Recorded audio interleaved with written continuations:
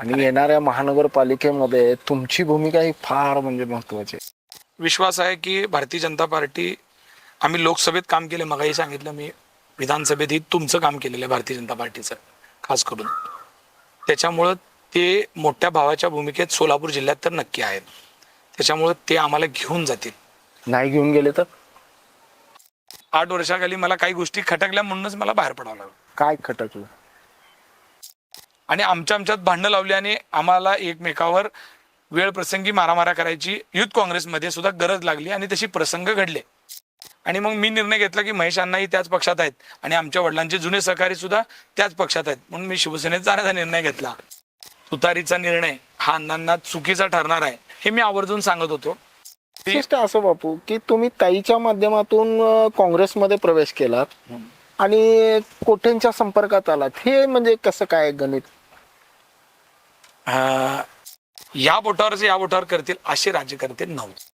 प्रणिती शिंदे या तेव्हा भेटलेल्या नाताच्या भेटलेल्या मध्ये फरक किती?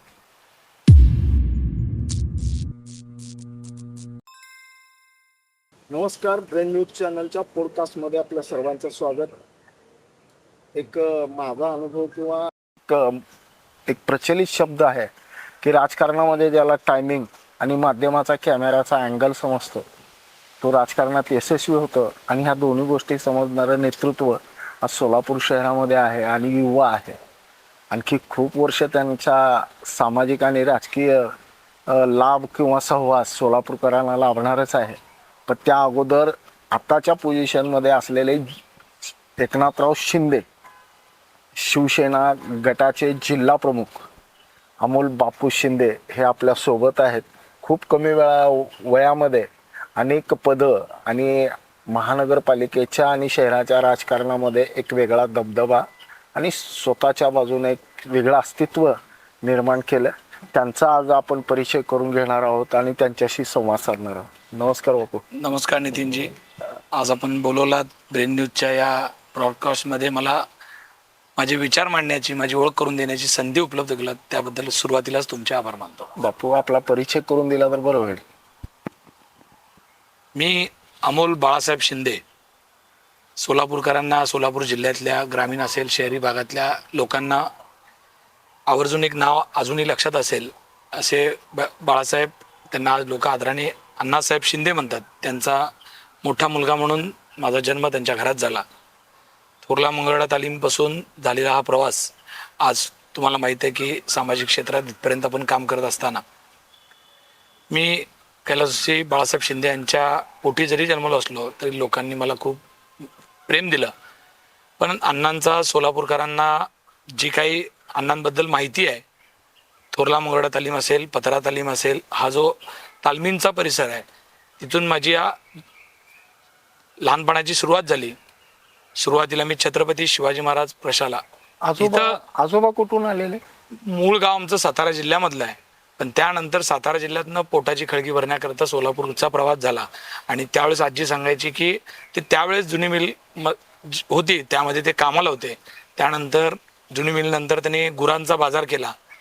गुरांचा कुठं होतं? वास्तव त्यावेळेस आमचं छत्रपती शिवाजी महाराज चौक ते बाळीवेसला जाणारा जो रस्ता आहे, तिथे एक नागनाथाचं मंदिर आहे पत्रा तालीमच्या कॉर्नरला, मयुरा हॉटेलच्या समोर.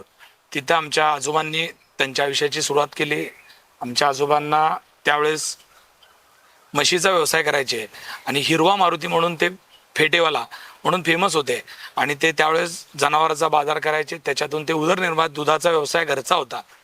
माझे वडील बाळासाहेब शिंदे, त्यांच्यापेक्षा एक मोठे आमचे काका होते चंद्रकांत शिंदे, 2 आत्या आणि अशी 4 भावंड त्या भागात पत्रा तालीम भागात राहायचे. काका आमचे जे होते चंद्रकांत शिंदे हे रिक्षा काढायचे.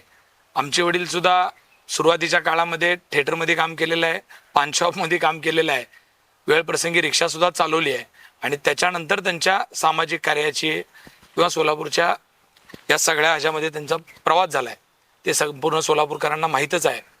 आणि माझा इतिहास त्यानंतरचा म्हणजे मंगळवेढा तालीमपाशी माझे वडील ती भाग सोडून, म्हणजे पूर्वी आम्ही कैलासवासी बाळासाहेब शिंदे हे पत्रा तालीममधलेच, आमचे वडील पूर्ण त्यांची सुरुवात, त्यांचं लहानपण हे पत्रा तालीम भागात गेलं. पत्रा तालीम व्यायामशाळेमध्येच त्यांनी व्यायाम करून तयार झाले. त्या भागातच त्यांची जुनी मित्र आहेत. बुधवारपेठ असेल, पत्रा तालीम परिसर असेल, या सगळ्या परिसरात त्यांची जुनी मित्र आहेत आणि त्यांचं शिक्षणही त्याच भागात झालं.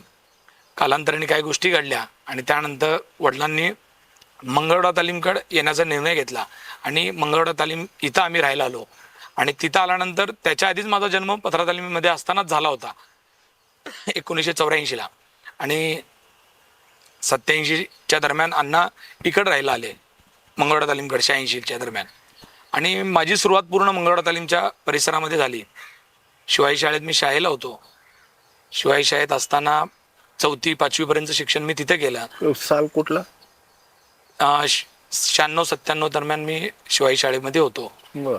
त्याच्यानंतर मला छत्रपती शिवाजी शाळेतनं माझा प्रवेश संभाजीराव शिंदे, जे तात्या कोटेंची शाळा म्हणून ओळखली जाते, शिंदे साहेबांच्या वडिलाच्या नावानं जे संभाजीराव शिंदे शाळा आहे, तिथं माझा प्रवेश झाला. तिथे मी 2 वर्ष शिक्षण घेतलं, 6वी आणि 7वीचं. आणि 7वी 8वी नंतर मी तालीम करण्याकरता, पैलवानकी करण्याकरता कैलासवासी शिवाजी महाराज पिसे असतील, श्रीकांतदाजी जाधव असतील, यांचा आग्रह होता की मला पैलवान करायचं. आणि त्यासाठी त्यांनी मला पंढरपूरला अरुण कंडरे म्हणून, हे माझ्या वडिलांचे जुने सहकारी आहेत, ते नामवंत पैलवान आहेत, त्यांची एक रहिवाशी व्यायामशाळा आहे, तिथं राहण्याकरता ठेवलं. तिथं मी पंढरपूरला रयत शिक्षण संस्थेचे यशवंत विद्यालय, तिथं मी माझी 10वी 11वी पर्यंत मी शिकलो. तिथून मी 2 वर्षासाठी कोल्हापूरला गेलो आणि कोल्हापूरला कासबावाडा ह्या व्यायामशाळेमध्ये, त्या व्यायामशाळेचा खूप मोठा इतिहास आहे. कोल्हापूरची पैलवानकी संपूर्ण महाराष्ट्राला नाही तर जगाला माहीत आहे. जगातून लोक तिथे येतात पैलवानकी करणार, परराज्यातून लोक तिथे येतात. तिथं मला जाऊन 2 वर्ष पैलवानकी करण्याचा संधी मिळाली. माझ्या घरच्यांचा तो आग्रह होता, त्यामुळे मी तिथं राहिलो. त्यानंतर आल्यानंतर मग मी 2002ला सोलापुरात आलो आणि सोलापुरात आल्यानंतर सुरुवातीच्याच काळात सामाजिक मुलं एकत्रित करून काहीतरी करण्याच्या उद्देशाने छत्रपती संभाजी महाराजांच्या सार्वजनिक जयंती करायची आणि मध्यवर्ती महामंडळ स्थापन करायचं, या उद्देशाने वयाच्या 18-19व्या वर्षी ते मंडळ स्थापन केलं. आणि मला वाटतं 18 पण नसेल, 16-17 वर्षाचं असताना, एवढ्या कमी वयात, आणि ते मंडळ स्थापन झालं. आणि तिथून माझी सोलापूरच्या सामाजिक जीवनाची सुरुवात झाली. बापू, त्या अगोदर एक प्रश्न विचारतो की आई कुठल्या गावच्या? माझ्या आई मोहोळ तालुक्यामध्ये हिंगणी म्हणून, जिला मलकाची हिंगणी म्हणून ओळखलं जातं, अशा गायकवाड घराण्यातली माझी आई आहे. माझे मामा लोक आजही तिथं शेती करतात. काही मामा लोक आमच्या बरोबर आहेत. आणि खास करून मला हिंगणीचा उल्लेख निघाला तर सांगावं लागेल की माझ्या वडिलांचं दुःखद निधन तुम्हाला माहिती आहे की मी खूप लहान असताना झालं. त्यानंतर माझ्या मामा लोकांनी, ते माझ्या घरी राहायला होते, म्हणजे माझ्या जवळ आमच्यापाशी, आणि आजी आजोबा, माझ्या इकडचे माझी आजी, माझ्या आत्या, ह्या सगळ्या मंडळीने आमचा खूप प्रेमाने जिव्हाळ्याने सांभाळ केला. शिवाजी महाराज पिसे असतील आणि त्यावेळेस माझ्या वडिलांचे जी काय जुने सहकारी होते, त्यांनी माझ्या वडिलांची आठवण भासणार नाही अशा पद्धतीनं मला लहानाचं मोठं करण्यामध्ये या जुन्या मंडळीचा खूप मोठा. माझ्या आजीचं एक दुःख सांगतो, खूप मोठा आमच्या घरावर आलेला वाईट प्रसंग. आणि माझ्या आजीला त्या बाबतीत आम्ही खूप मानतो की त्यांच्या 4 मुलांपैकी 3 मुलं एकाच वर्षात वारलेत. सलग 1 वर्षाच्या आत आमच्या आजीचे, म्हणजे माझी आत्या, माझे वडील आणि माझे चुलते, हे सलग एका वर्षात 11 महिन्याच्या काळामध्ये हे वारले. दुर्दैवाने एकालाही मोठा कुणालाही आजार झाला नव्हता. तिघं अपघाताने वाढले आणि तिघांचा वेगवेगळा टायमिंग आहे. पहिला आत्या वारली, 3-4 महिन्यानंतर काका वारले अटॅकनी, आणि त्यानंतर माझ्या वडिलांचा अपघात होऊन वडील वारले. म्हणजे एका आईचे जर 3 मुलं एका दिवशी, एका वेळेस, एका वर्षात मरत असतील, आणि ते दुःख पचवून आमच्या आजीनं आम्हाला मोठं केलं. त्यावेळेस आमच्या घरात वडील वारल्यानंतर मोठं कोण नव्हतं, फक्त एक आजी आमची आणि आई, आणि मग बाकीच्यांचं सगळ्यांचं सहकार्य. ह्याच्यात मी, माझी मोठी बहीण आणि माझा लहान भाऊ, असा तिघांचा आमचा प्रवास सुरू झाला. क्या बात आहे. बापू, एक प्रसंग तुम्ही सांगितलाय, कोल्हापूरमध्ये होतो तुम्ही पैलवानकी, तो प्रसंग कसा दिनचर्या असायचे? कोल्हापूरला जाण्याचं कारणच असं होतं की आमच्या भागात सगळ्या तालमींचं जे काही प्रस्थ आहे, त्यामुळं सगळ्या वडीलधारी मंडळींची इच्छा होती की अमोलला पैलवान करायचं. आणि त्यावेळेस मला लाडाने बापू म्हणायचे, आणि बापू पैलवान झाला पाहिजे आणि त्याला तालमीत ठेवायचं, या उद्देशाने मला पंढरपूरला ठेवलं. आणि पंढरपुरात मी कुस्ती मेहनत करायला लागलो. पंढरपुराचं शेड्यूल एकदम आमचं असं होतं की सकाळी तर तालमीत लवकर उठावं लागायचं. सकाळी पहाटे 5-5:30ला तयार होऊन आम्ही व्यायाम करायचो. 7 वाजेपर्यंत सगळा कुस्ती मेहनत व्हायची. त्यानंतर स्वतःचं थंडाई प्यायची, बदामाची थंडाई असते, ते बदामाची थंडाई करायचं. तालमीमधलं जीवन हे खूप सुंदर आणि प्रत्येक मुलाने ते अनुभवलं पाहिजे एवढं सुंदर असतंय. आणि तो अनुभव मला मिळाला. तिथं आपल्याला सगळी आपली स्वतःची कामं स्वतःला करावी लागतात. कोल्हापूरमध्ये कसं होतं? कोल्हापूरलाही तशाच पद्धतीनं राहावं लागतं. कोल्हापुरात पण आम्ही तसंच राहायचो की आपल्याला जी काही पैलवान असतात ते पार्टनर घेऊन राहतात. म्हणजे 2 मुलं 3 मुलं एकत्र येतात आणि एकत्रित येऊन ते एकत्रित स्वयंपाक करतात. बरं. म्हणजे तालमीत जर एक 50 मुलं असतील तर त्यातले 2 मुलं 3 मुलांचा एक ग्रुप असतो आणि त्या दोघा तिघांनी मिळून आपला आपला स्वयंपाक बनवायचा. त्यांची आपली स्वतंत्र एक पेटी असते. त्या पेटीमध्ये ज्या पद्धतीने आपल्या संसार उपयोगी सामान असतं त्याच पद्धतीनं जे तालमीसाठी लागणारं, मग तुपाचा डबा असेल, साखर असेल, तुमचं बदाम असतील, काजू असतील आणि स्वयंपाकाला लागणारे मसाले असतील, एवढेच कमी मसाल्यामध्ये करायचं. आणि मला आठवतं की त्यावेळेस माझ्याकडं स्टोव असायचा आमच्याकडे, कारण तालमीत सगळ्यांकडे स्टोव असायले होते आणि मी पण आम्हाला पण घरच्यांनी स्टोव दिला होता आणि स्टोववर आम्ही स्वयंपाक करायचो. मी त्यामध्ये आमच्या दोन्ही पार्टनरमध्ये मी लहान होतो, त्याच्यामुळं माझ्याकडे जास्त स्वयंपाकापेक्षा तालमीतल्या आमच्या तिघांची पार्टनरची भांडी धुण्याचं काम आवर्जून माझ्याकडे असायचं. आणि मी सकाळी माझे भांडी धुवून झालं की त्यांच्या हाताखाली काम करून देण्याचं काम माझ्याकडे असायचं. मग तेव्हा मिक्सर नसल्यामुळं बदामाची थंडाई आम्ही कुंडीत मारायचो आणि कुंडीमध्ये आमच्या तिघाची थंडाई मी करायचो. बदाम प्रत्येकाचे 30-30 बदाम असे 90 बदाम मोजून घ्यायचे. मग त्यात खसखस सगळा मसाला. त्यामध्ये किती लिटर?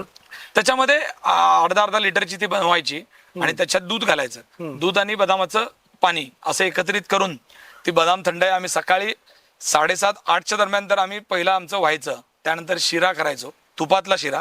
आणि ते खाऊन झाल्यानंतर कंपल्सरी सकाळी परत एक तासाची तरी झोप कंपल्सरी आम्ही शाळेला, कारण मी तेव्हा शाळेला होतो. सगळी मुलं 9-9:30ला पुन्हा एकदा आम्ही झोपी जायचो. म्हणजे एवढं पहाटे उठून स्वयंपाक होऊन खाऊन झालं, नाश्ता करून 1 तासाची झोप 1.5 तासाची घ्यायचो. 10-10:30ला परत उठायचो, शाळेचा डबा भरायचा, ते जे केलेला स्वयंपाक, आणि मग परत आम्ही 11-11:30ला शाळेला जायचो. शाळेतनं 11ला जरी गेलो, शाळा 5ला सुटायची. पण आमच्या शाळेमध्ये त्यावेळेस अरुण गंढरेंनी शाळेत सांगितल्यामुळं आवर्जून असं होतं की आम्हाला शेवटचा 1 तास फक्त पैलवान म्हणून आम्हाला मुभा होती की आम्हाला शाळा 5:30ला सुटायची, पण आम्हाला 4 वाजता 9वी-10वीला पाठवून द्यायचे. आणि तिथून शाळेचे खेळाचे तास असायचे, पण आम्ही खेळायला न थांबता परत तालमीत जाऊन कुस्ती मेहनत करायची. म्हणून आमच्याबरोबर जे काही पैलवान आहेत तेवढ्या लोकांना सोडलं जायचं आणि आम्ही पुन्हा जायचो शाळेतनं घरी तालमीत. आणि तालमीत गेल्यानंतर पुन्हा दप्तर होऊन फ्रेश झालं की पुन्हा व्यायाम संध्याकाळचा करायचा. पुन्हा संध्याकाळी लढती असायच्या, खास करून कुस्तीची प्रॅक्टिस संध्याकाळी असायची. आणि मग कुस्ती खेळायचो, पुन्हा आंघोळ करायचं आणि पुन्हा संध्याकाळचा स्वयंपाकाची तयारी करायचं. अशा पद्धतीचं शेड्यूल असायचं. किती जोर, किती बैठक असायच्या? मी त्यावेळेस माझ्या ह्याच्यात जास्त काही मोठं सांगणार नाही, पण मी त्यावेळेस 400 ते 500 बैठका नॉनस्टॉप मारायचो आणि 400-500 जोर मारायचो. आणि खास करून मला आवडीचा त्या दोघांपेक्षा, म्हणजे जोर आणि बैठकापेक्षा सपाटी मारण्याचा खूप जास्त आवड होती. सपाटी म्हणजे एक उभी बैठक मारायची आणि एक जोर बैठक मारायची. तुम्ही बघितलं असेल काही पैलवान उभी असं उभं पण राहतात आणि सपाटी मारतात, त्याच्यात जास्त स्टॅमिना लागतो. आणि मी त्यावेळेस 200 सपाटी एका वेळेस मारायचो. आणि 200 सपाटी मारून झाल्या की व्यायाम संपला आणि लढत करायची, थोडीफार प्रॅक्टिस करायची आणि जायचं. लढतीसाठी नेहमीच तुम्हाला घेतलं जायचं, म्हणजे तुमच्या वयानुसार घेतलं जायचं? तिथं कुठल्याही तालमीतला मी खास करून सांगतो की कोल्हापूर असू द्या, जिथं जिथं मोठ्या तालमी आहेत तिथं पद्धत असते की प्रत्येकाला लढत ही करावीच लागते. जोडीप्रमाणे आपल्या आपल्या वयाप्रमाणे जोड असते. त्या पद्धतीनं सुरुवात ही लहान मुलांपासूनच होते. म्हणजे आमच्यापेक्षाही जी लहान मुलं होती त्यांची सुरुवात व्हायची. आपल्याला लक्षात यायचं की आपला टप्पा कधी आहे आणि तो थकला की त्याच्यापेक्षा जरा मोठा मुलगा आत उतरणार. असं करत करत म्हणजे आपण लहानांची पण खेळायचं आणि आपण तो थकला तर आपण परत लगेच मोठ्यांशी पण खेळायचं आपल्यापेक्षा, आणि परत मग ते पण थकायचे. तर ते पण अशाच पद्धतीनं जे काय वयाची आणि ताकदीची हे आहे त्या पद्धतीनं अनुक्रमानेप्रमाणे मुलांची शेवटची लढत, मग शेवटचा जो पैलवान आहे ते कसं लढतात ते आम्ही परत आमची कुस्ती मेहनत झाली की वर बसायचो. आणि वर बसून मग आमचे जे काय वस्ताद होते त्यात कुणाचं काय चुकलं आणि कोण खेळताना कशा पद्धतीनं आवर्जून काय त्याच्या चुका घडतायत आणि त्याचा काही बेस्ट पॉईंट आहे ते त्याला आवर्जून सगळ्यांना लक्षात आणून द्यायचे आणि अशा पद्धतीने आमचा सराव बापू तुमच्या पैलवानकीचा बरोबर व्हायचा. बरोबर असलेले आता पैलवान आता सध्या काय करताय? माझे बरेचसे पैलवान मित्र आहेत की जे आजही माझ्याकडे येतात, मी त्यांच्याकडे जातो. ग्रामीण भागातून खास करून मी पैलवानकी केल्यामुळं आणि पैलवानकीला जास्त सोलापूर जिल्ह्यातनं ग्रामीणमधूनच मुलं पैलवानकी क्षेत्रात आहेत. आजही माझे कोल्हापूरचे मित्र, जे सांगली असेल, सातारा असेल, कोल्हापूर असेल, इथं माझे काही मित्र आहेत. कोण राजकारणात काम करत आहे, कोण वडिलोपार्जित शेती आहे, ज्यांची कोणाची परिस्थिती नाही ते आज कुठेतरी कामाला जातात. पण आज आमचा परिवार, मित्रपरिवार तसाच्या तसा आहे. एकमेकांना भेटत असतो, एकमेकांच्या आज मुलं मोठे होतात, सगळ्यांच्या लग्नाला जाण्याचा योग आला. त्यांच्या घरातल्या बहिणींचं, घरातलं कुणाचं लग्न असलं, पत्रिका येत असतात. आणि खास करून मी जर राजकारणात असल्यामुळं मला सोलापूरला ते येत असतात. माझ्याकडे आल्यानंतर त्यांना बरं वाटतं की आमच्या अमोलने काहीतरी केलंय, यासाठी ते प्रेमापोटी माझ्याकडे आल्यानंतर मी आवर्जून त्यांना अभिमान वाटतो आणि मी त्यांच्या संपर्कात राहण्याचा जास्त प्रयत्न करतो. आणि या राजकारणाच्या रोजच्या दगदगीत मला पैलवान भेटल्यानंतर बाकीच्यापेक्षा तर खूप बरं वाटतं आणि मी आवर्जून त्यांच्यात आजही रमतो. आजही कुठेही मला कुस्त्यांचं आमंत्रण असेल तर मी कुठलंही काम बाजूला ठेवतो आणि कुस्ती बघायला मैदानाला मी आजही जात असतो. कुठला आवडता पैलवान तेव्हा तुमच्या वेळेचा? माझ्या वेळेचे खूप मी पैलवान जवळून बघितलेत. पैलवान कुस्ती खेळणारे आणि स्वभावाने असणारे, ह्या दोन्ही गोष्टी वेगवेगळ्या आहेत. पण मी दोन्ही स्वभाव सांगा. दोन्ही सांगतो. काही पैलवानकीची मी खासियत बघितली आहे. खास करून गुंडा पाटील म्हणून कोल्हापूरला मोठे पैलवान होते. अमृता भोसले म्हणून खूप मोठे पैलवान होते. ते महाराष्ट्र लेवलवर कुस्ती खेळले. सोलापूरला वेळापूर म्हणून अकलूजच्या तिथं गाव आहे, तिथं तानाजी माने म्हणून जे माझे वस्ताद होते, त्यांनी मला खूप घडवलंय. त्यांची खूप मला मदत झाली. सोमा सुर्वे असतील, सोलापूर जिल्ह्यातला असलम काजी असतील. मी मुन्ना शेखला जवळून बघितलंय, जो आपला बोरामणीचा आहे. त्यांना मी कुस्ती मेहनत करताना जवळून बघितलेलं आहे. सोलापूर जिल्ह्यातले नंतरच्या काळातले गेल्या 10-15 वर्षातले जे काही सगळे पैलवान आहेत त्यांना मी जवळून बघितलेलं आहे. पण बाला रफिक शेख हे खूप जुने पैलवान आहेत. हे आमच्या आधीच्या कालखंडात असलेले पैलवान म्हणजे बघितलं. बाला रफिकांना मी त्यांची कुस्ती मेहनत संपली होती आणि ते मार्गदर्शक वस्ताद म्हणून जेव्हा बाला रफिक होते त्यांना मला बघता आलं. पण त्यांचा मी जो फॉर्म मधला काळ होता, जवानीतला त्यांचा जो उत्साहातला आणि ताकदीचा काळ होता, तो मला नाही बघता आला. तो काळ जो होता तो 94-95चा काळ आहे आणि मी जे सांगतोय ते 2000-2001च्या दरम्यानचं सांगतोय. म्हणजे मी 24 ते 22 वर्षाखाली मी पैलवानकी क्षेत्रात होतो. आणि बाला रफिक यांना असतील किंवा त्या काळातले जे काही पैलवान आहेत 30 वर्षाखालचे सोलापूर जिल्ह्यातले, सोलापूर जिल्ह्याच्या पैलवानकीचं एक वैशिष्ट्य सांगतो. कोल्हापूर जिल्हा जरी कुस्तीची पंढरी असली तर त्या पंढरीत सगळ्यात जास्त रुबाब कुठला वारकरी करत असेल तर तो पैलवान म्हणून सोलापूर जिल्ह्याचा. आणि ही वस्तुस्थिती आहे. आजवरचे महाराष्ट्र केसरींचा इतिहास काढला तर महाराष्ट्र केसरी घ्या आणि उपमहाराष्ट्र केसरी घ्या, सातत्यानं सोलापूर जिल्हा हा अग्रेसर राहिलेला आहे. आणि पैलवानकी क्षेत्रातला प्रत्येक ग्रामीण भागामध्ये प्रत्येक घरात एक पैलवान व्हावा या मानसिकतेतून प्रत्येक घरात काम झालेलं आहे.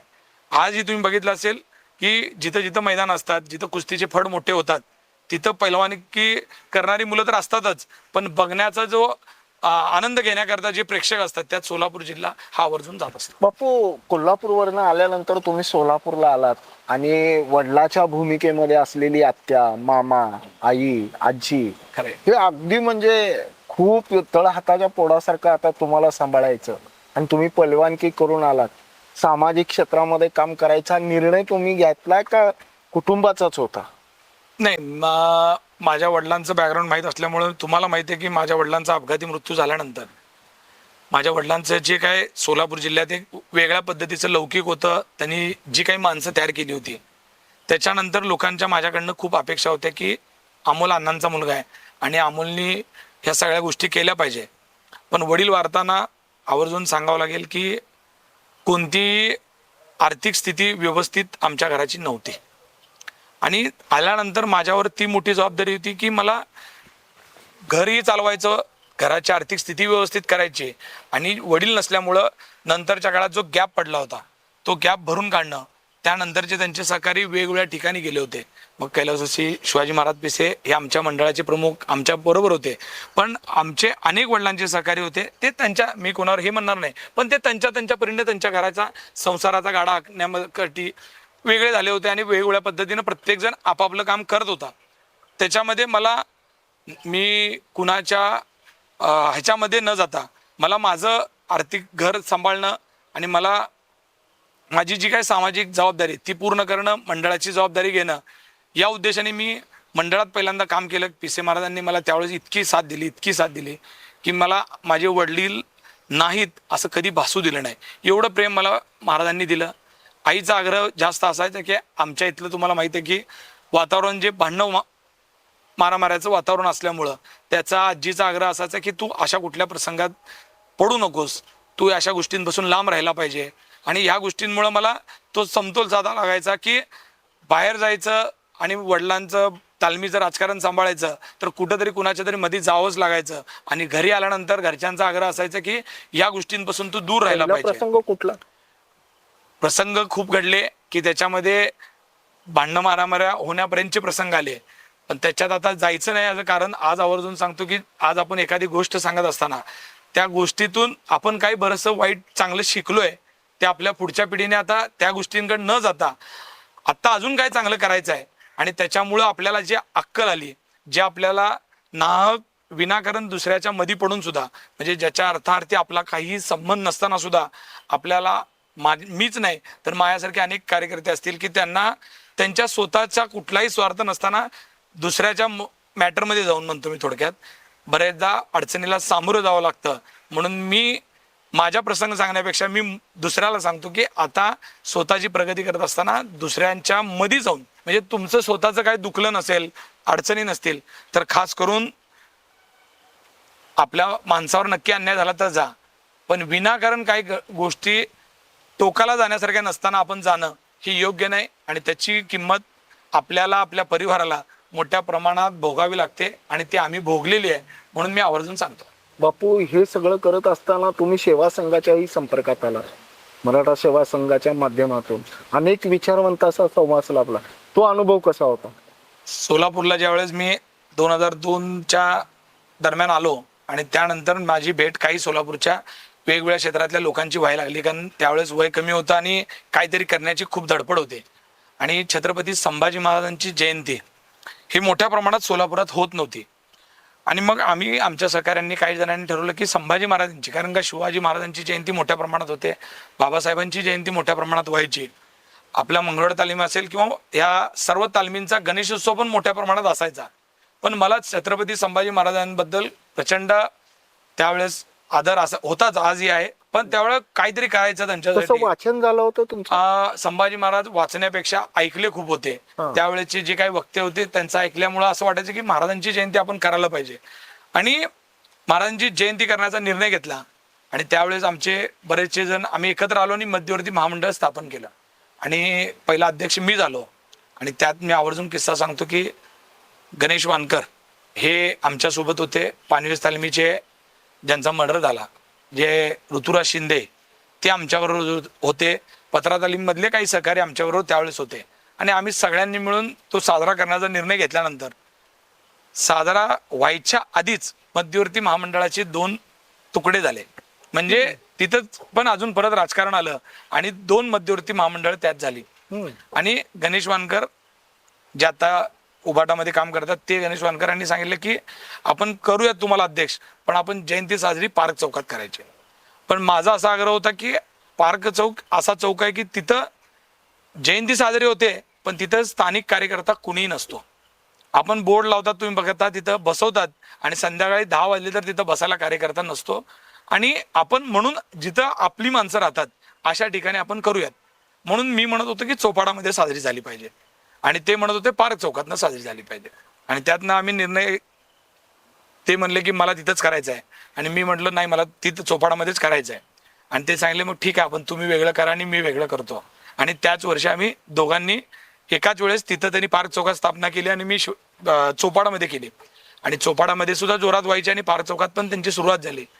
आम्ही केलेल्या सुरुवातीनं पूर्ण हा पश्चिम भाग असेल, जिथं जिथं हा मराठी भाषिक भाग आहे सोलापूर शहराचा, बाळे असेल, दमाननगर असेल, आमराई असेल, नेराळ वस्ती, ह्या सगळ्या भागात मराठा वस्ती असेल, संभाजी महाराजांची जयंती मोठ्या प्रमाणात सुरू झाली.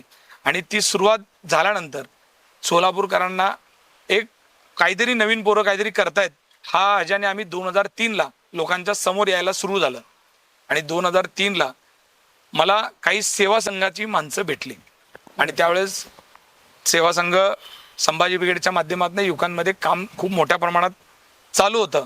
आणि त्यावेळेस संभाजी ब्रिगेडचे मला वाटतं श्रीमंत कोकाटे साहेब असतील, गंगाधर बनबरे असतील, खेडेकर साहेब स्वतः सेवा संघाचे प्रमुख म्हणून काम करायचे आणि त्यांचे विचार तर ऐकलेत सुरुवातीला, पण खास करून सेवा संघात प्रशांत पाटील असतील, दत्ता मामा मुळे आहेत, बाळासाहेब कदम जे वारले, बाळासाहेब कदमांनी आम्हाला जोडलं, राम गायकवाड सर असतील, शिरीष जाधव साहेब होते.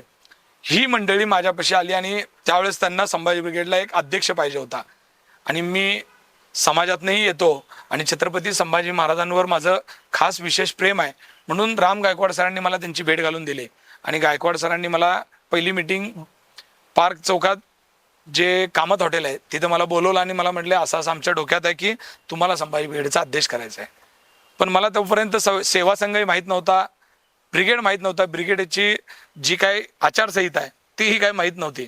पण त्यांनी मला सांगितलं की तुम्ही नक्कीच त्यामध्ये काम चांगलं करू शकाल आणि तुम्हाला वडिलांमुळं संपूर्ण जिल्ह्यात ग्रामीण भागात खास करून मराठा समाजामध्ये ओळखलं जातं आणि तुम्ही तिथं पोचाल तर तुम्हालाही फायदा होईल आणि संघटनेलाही फायदा होईल. आणि तसंच झालं. पंढरपूरला संभाजी ब्रिगेडचं अधिवेशन होतं. खेडेकर साहेब त्यावेळेस आले होते. त्यावेळेस मला त्यांनी संभाजी ब्रिगेडचा जिल्हाध्यक्ष पदाची जबाबदारी 2004च्या दरम्यान मला दिली. त्यावेळेस तुम्ही एक प्रयोग पण केला होता, श्रीमंत कोकाटेंचं एक व्याख्यान ठेवलं होतं.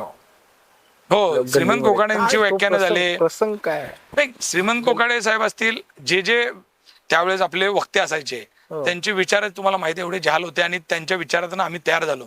आणि त्यावेळेस मग हे जिथं जिथं त्यांचे व्याख्यान असायचे, ग्रामीण भागात असायचे, कुठेही असलो तर आम्ही जायचो. सेवा संघाचं अधिवेशन असू दे, मग जिजाऊंचा जन्मोत्सव असू दे, सिंदखेड राजाला असू दे, या सगळीकडे जायला लागलो. जिल्ह्याच्या बाहेर तेव्हापासून मग फिरायला लागलो आणि सामाजिक दृष्टिकोनातून फिरत असताना एक वेगळा अनुभव यायला सुरू झाला. कारण आपल्या चौकटीच्या पलीकडची माणसं तेव्हा भेटायला सुरू झाली आणि चौकटीच्या पलीकडे गेल्यानंतरच आपल्याला कळते की आपण जिथपर्यंत जातोय आणि समाज कितीपर्यंत पोहोचलाय आपल्याला तिथं कळायला लागला. आणि तिथून माझा सामाजिक प्रवास मोठ्या प्रमाणात सुरू झाला. खूप म्हणजे वैचारिक मंथन किंवा बदल तो तुम्हाला अनुभवायला नक्की कारण विचारधारा ही खूप म्हणजे स्पष्ट आणि अगदी समोरच्याला भिडणारी होती. नाही, काय संभाजी ब्रिगेडमध्ये काम केलेला कार्यकर्ता तशाच पद्धतीनं घडतो. सगळ्यात मेन तुम्ही सुरुवातीच्या काळात म्हणजे वयाच्या जे उमेदीचं वय असतंय 17-18, त्यावेळेस तुम्ही कुठल्या सहवासात असता, मला वाटतं तो सहवास आणि ती जी जडणघडण असते ती त्या विचारधारा 100%. या क्षणाला मी विचारतो की ती विचारधारा मान्य होती आजच्या. नाही, कसं आहे, ब्रिगेडमध्ये सुद्धा आजच्या तारखेला तुम्ही बघितलं असेल की काही गोष्टी राजकीय परिवर्तन झालेलं आहे. संभाजी ब्रिगेड पूर्वी कधीच पक्ष म्हणून राजकारणात नव्हता, पण आज पण संभाजी ब्रिगेड सुद्धा स्वतंत्र पक्ष झालाय राज्यामध्ये. आणि पक्ष म्हटल्यानंतर आणि राजकारण म्हणल्यानंतर राजकारणातल्या काही चौकटीत त्यांच्या जबाबदाऱ्या असतात आणि तशा भूमिका असतात. त्यामुळं आपण ज्या पक्षात जातो, पक्षात असतो, त्याचे काही ध्येय धोरण आहेत ते आपल्याला लागू होतात आणि ते घ्यावेच लागतात. तुम्ही वैयक्तिक अनुभव माझा असा आहे की त्यामुळे जे ना तुमच्यातला जो वैचारिक एक बेस आहे, तो जे ते एक बदल आहे तो अनुभवलाय म्हणून म्हणतो. नाही, मुळात मी सुरुवातीला ते सांगितलं ना, सुरुवात ज्या कार्यकर्त्यांनी ज्या सामाजिक संघटनेतनं केली आहे ते शेवटपर्यंत तर त्याच्यासोबत राहणारच आहे. पण आज राजकारणात काम करताना राजकारणातली असलेली सध्या होत असलेली बदलता घडामोडी यामुळे काही गोष्टी जरी मनाला पडल्या नाहीत तरी त्या राजकारणाच्या ह्याच्यानी मान्य करून पुढे जावं लागतं. नंतर तुम्ही राजकीय सहवासामध्ये कुठल्या पक्षाशी संपर्कात आला? 2004ला सोलापूरमध्ये खूप मोठा ऐतिहासिक एक राजकीय भूकंप झाला. काय?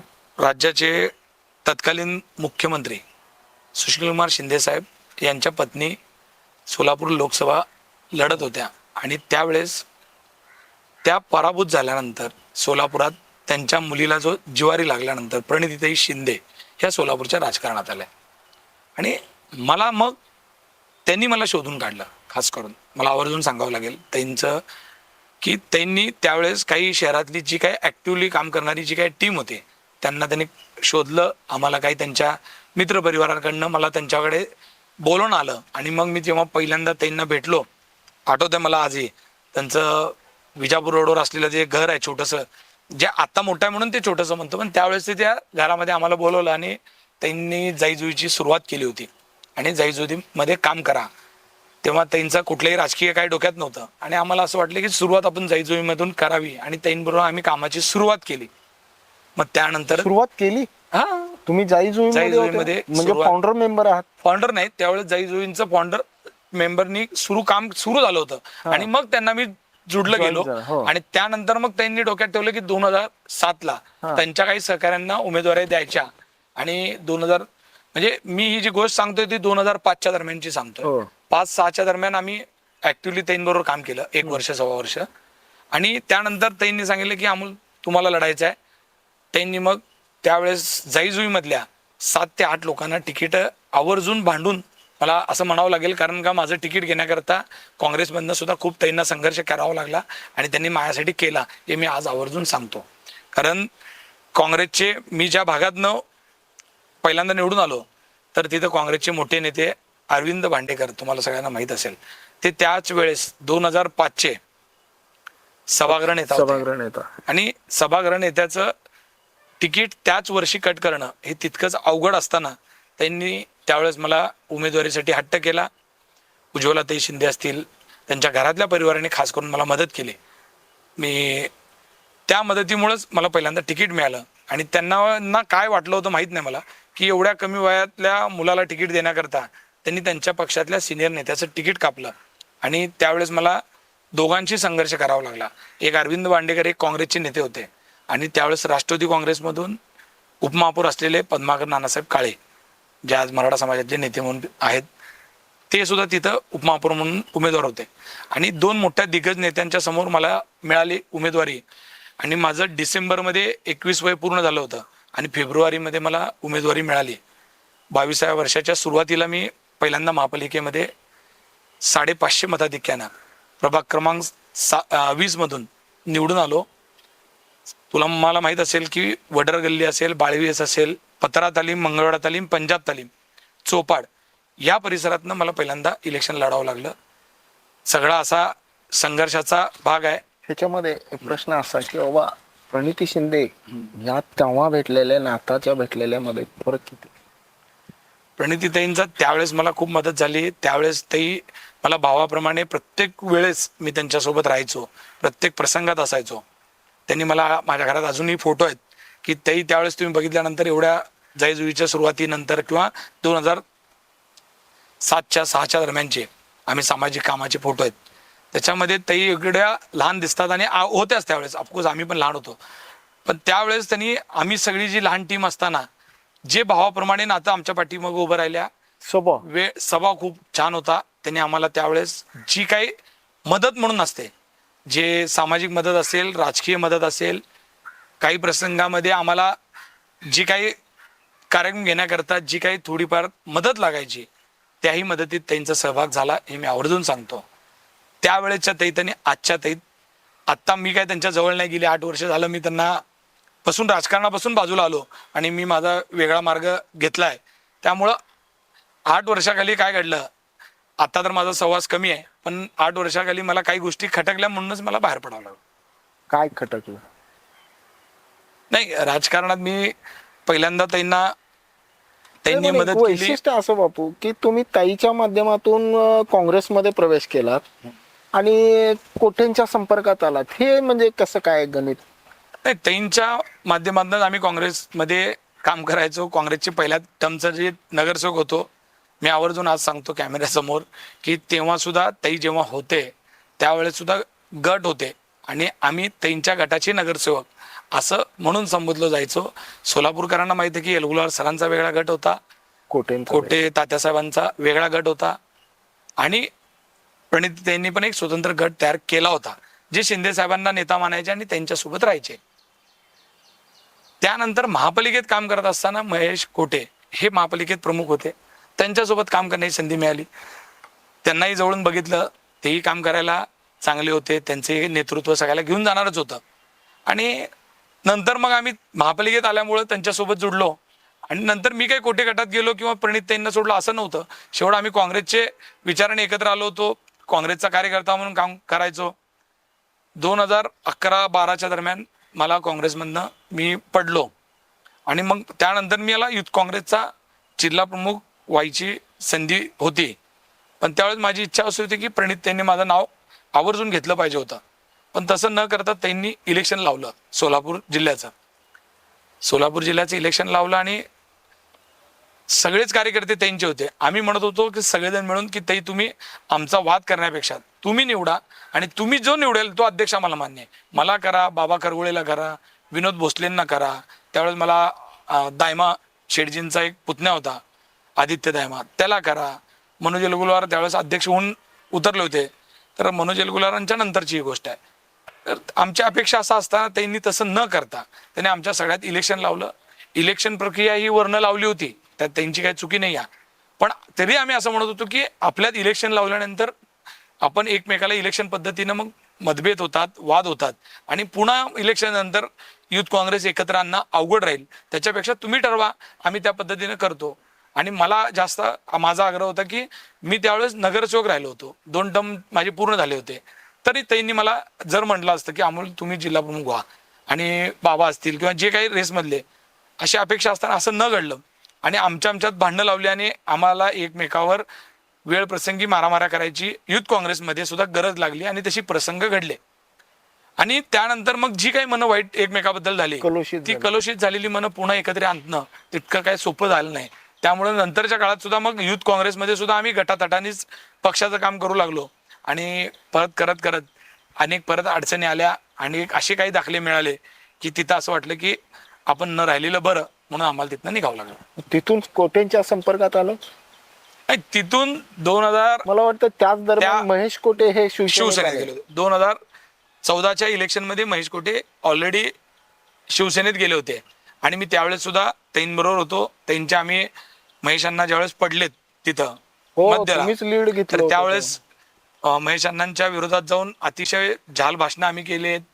MIM कडनं त्यावेळेस मला वाटतं तोफिक शेख होते, त्यांच्या विरोधात भाषणं केली. त्यांच्या पाठीमागे अतिशय भक्कमपणे उभं राहिलो. त्यांना मला वाटतं त्यांची ती दुसरी टर्म होती. त्यांना 2009ला ते पहिल्यांदा आले, त्यावेळेस त्यांबरोबर होतो.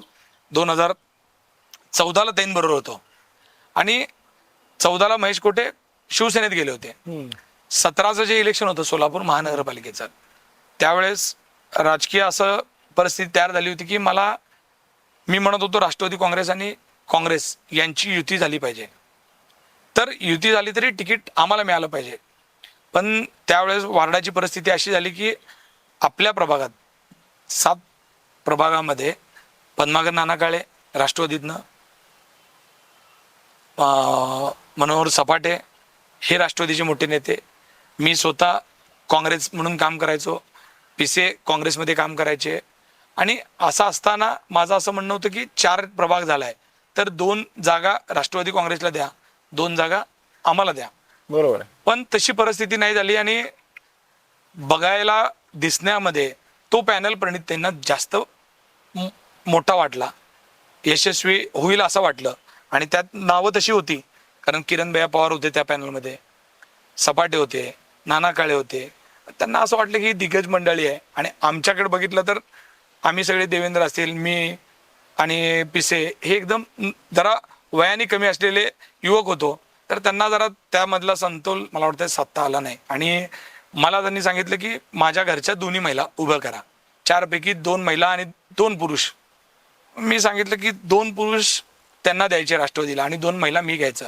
तर ते काय मला जमणार नाही. मी म्हणत होतो की 1 पुरुष आम्हाला द्या, 1 महिला द्या आणि त्यांना पण तसंच घ्या. पण तसं नाही झालं. सपाटे साहेबांनी मला वाटतं पवार साहेबांनी त्यावेळेस फोन केला, पवार साहेबांनी शिंदे साहेबांना फोन केला आणि शिंदे साहेबांचं पवार साहेबांचं नातं तुम्हाला माहित आहे.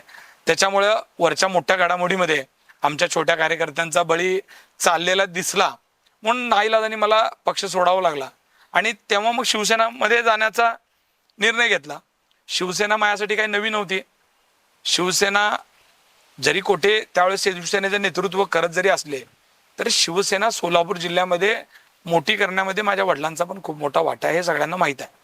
कारण माझे वडील बाळासाहेबांबरोबर काम केलेले आहेत. त्यांच्या नंतरच्या काळात माझ्या वडिलांची सुरुवात राजकीय शिवसेनेतनंच झालेली आहे.